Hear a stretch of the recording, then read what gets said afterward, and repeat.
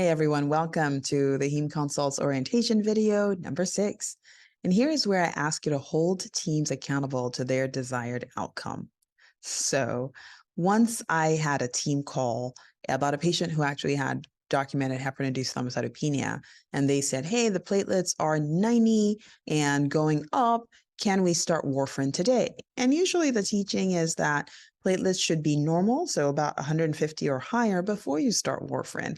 And that's the recommendation I made. I said, don't start warfarin yet until the platelets are at least 150. And then the team said, well, our attendee wants to start the warfarin right now anyway. And that was really frustrating for me. And it took me a while to figure out and recognize that, hey, this is not my patient. It's not my patient. I'm just the consulting person. And the team ultimately gets to decide how their patient is cared for.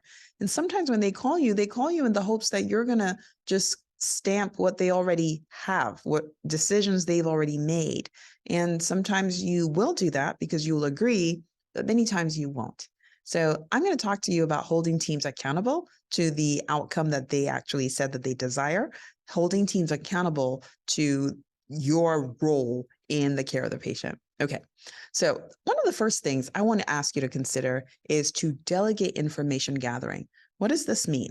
Okay, so one of the things I see sometimes the fellows do is that they'll get a page about a patient and they will first of all sign into the computer, read everything about the patient, read up on all the labs, and then they call the teams. Wow, that's a lot of time and energy wasted.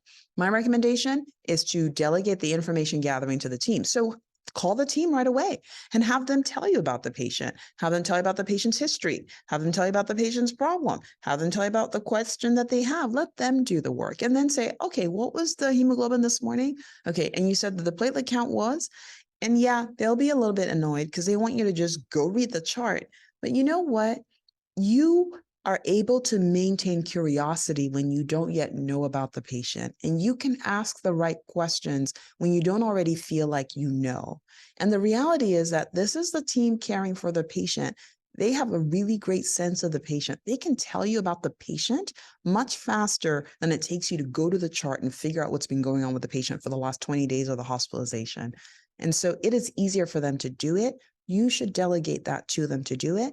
You should wait in the uncomfortable silence of, okay, let me pull up the computer until they've done it. And that's helpful because it really just helps you to be taking notes while they're telling you. So literally, they're talking to you about the patient, you're typing up your note about the patient. And by the time you get off the phone with the team, you have your HPI written, which is a little bit different than if you're going and looking for the information. It's hard to go looking and be writing HPI at the same time, but the team can help you do that. They give you valuable information and it allows you to stay curious so that you can ask the right questions.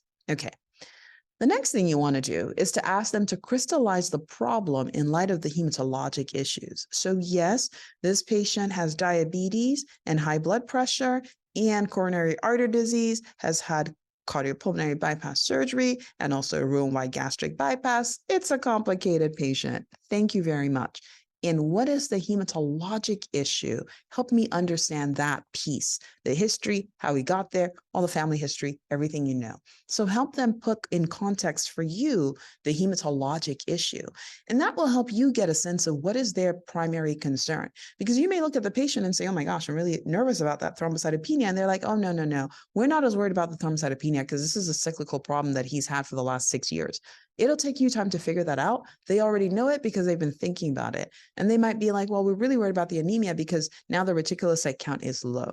So those are the things you want to clarify with the team and have them give you that information. You can look it up yourself, but have them give you that information. The third thing we've talked about, which is clarifying the consult question. So at the end of the day, they can tell you the whole story. They can tell you about all the hematologic problems the patient has.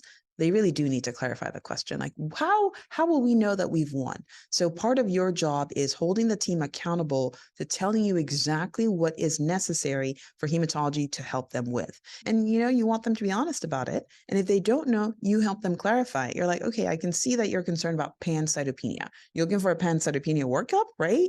And then maybe it'll come out that what they really want is a bone marrow biopsy. It's helpful to know that. because then you get to really say, okay, you're not worried about the etiology and management of the pancytopenia. You just want a bone marrow biopsy. But what I think you need is etiology and evaluation. And I can help you figure that out. So it just helps you clarify exactly what's needed. And if they don't have a consult question, you can help them come up with it as well. Okay. Now, one of the things I think is helpful is for you to have an initial workup for the team by the time you get off the phone. So they've told you about the patient, you clarify the consult question. Before they get off the phone, say, grab these labs, and then I will review and I'll let you know our further recommendations. Please always have a plan. Don't do 2 to 3 to 4 phone calls with the team. And if you're waiting until the end of the day to give them an initial set of labs, it just takes a lot of time. And if you're trying to be like, okay, I'll order all the labs we need, don't do that. Delegate that work to the team. That's what they do all day is they order labs. And I know you're a medicine doc, you know how to order labs. It's not the best use of your time ordering labs for the patient.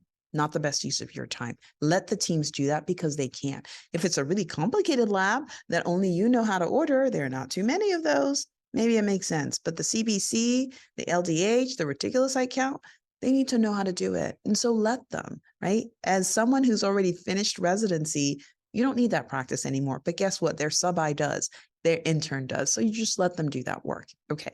But make sure you have an initial workup for them to do by the time you get off the phone. So they say the patient has anemia. You say, great. Make sure you send me a blood film.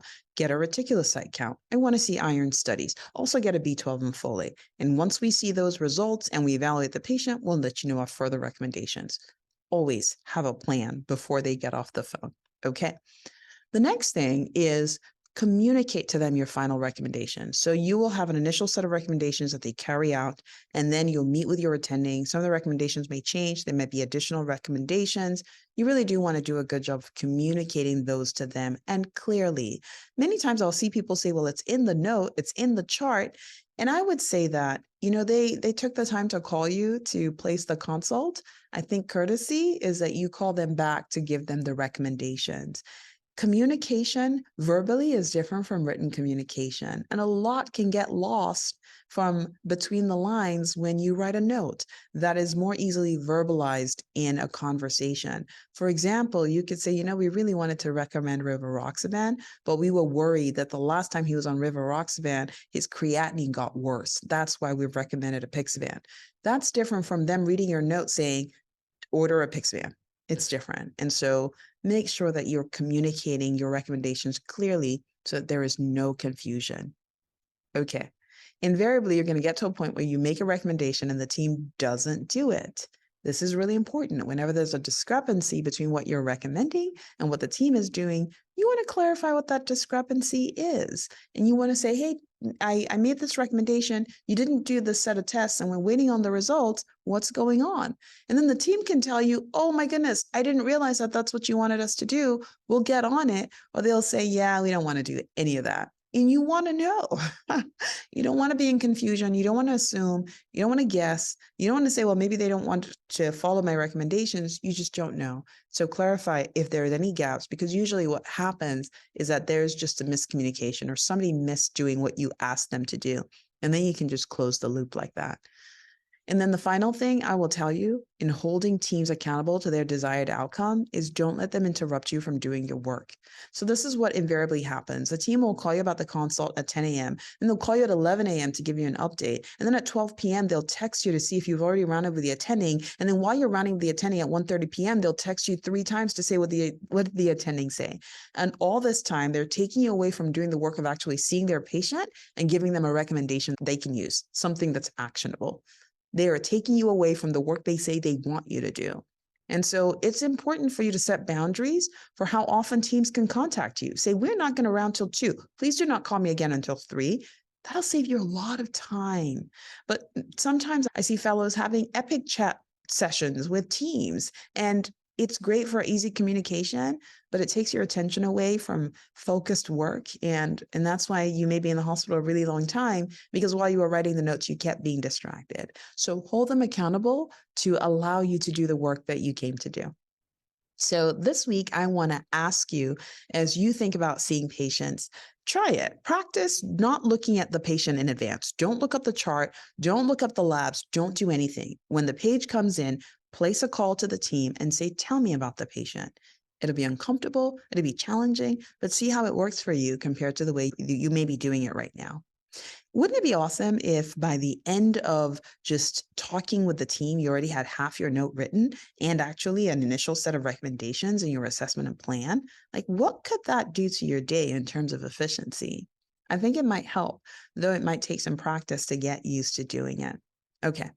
I think it would be helpful, and I'd love to see your thoughts about how that works for you. All right. Take care. I'll see you on the next video.